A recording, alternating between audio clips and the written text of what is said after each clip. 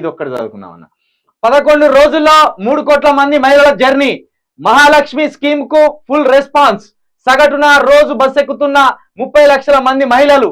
69% నుంచి 88% పెరిగిన ఆక్యుపెన్సీ. దీన్ని ఎట్లా చూడొచ్చు అన్న? ఇది ఏ పత్రిక? వాళ్ళ పత్రిక కదా, వెలుగు పత్రిక.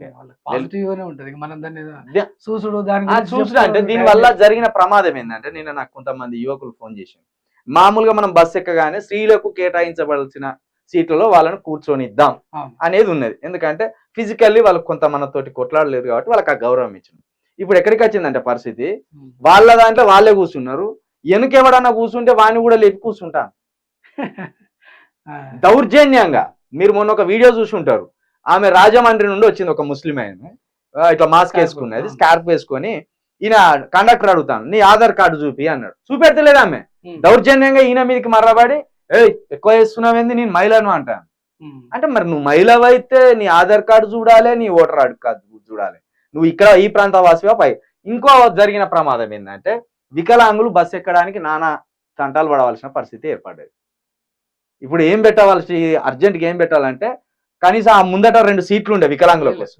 బస్సులు పెంచాలి. బస్సులు తగ్గించింది. ఇప్పుడు తగ్గించింది. ఇంకా ఇది విచిత్రం. ఎందుకంటే పుణ్యానికి నడిచే బస్సులు కదా, ఇష్టం ఉన్నట్టు ఎక్కుతాలని వాళ్ళు ఏం చేసిండ్రు, బస్సులో కోత పెట్టి. ఇప్పుడు మనం హైదరాబాద్ లో చూసుకుంటే కూడా ఆర్డినరీ బస్సులో పాసులు ఉన్న వాళ్ళు ఎక్కువ ఎక్కుతారు. మనం ఏమంటే మెట్రో ఎక్కుతాం. ఒక 2 రూపాయలు ఎక్కువైనా పర్లేదు, మంచిగా నెమ్మదిగా పోవచ్చు, నిలబడ్డా ప్రశాంతంగా నిలబడవచ్చు. అవును.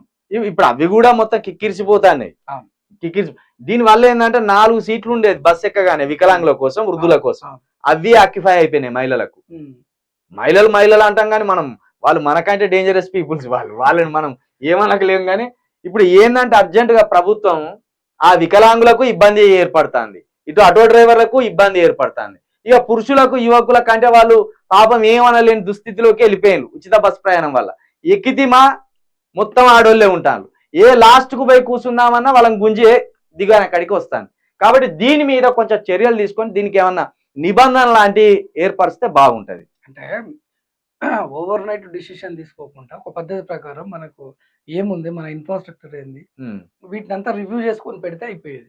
ఎట్లా పాసిబుల్ అవుతుంది. లేదు అని అంటే ఇంకా కొన్ని బస్సులు పెంచినాక పెడితే, ఇప్పుడు మీరు గెలిచిర్రు, తీసుకొచ్చి ఆడ కూర్చోబెట్టిర్రు, కూర్చోబెట్టిన ఆత్తులమ్మడి మాకు అన్నయ్య ఏందిరా అని జనాలు అడిగే సిచ్యువేషన్ లేదు. 5 ఏళ్ల దాకా నిన్ను ఎవడేవారు వాళ్ళ వారిగా చేసుకుంటారు.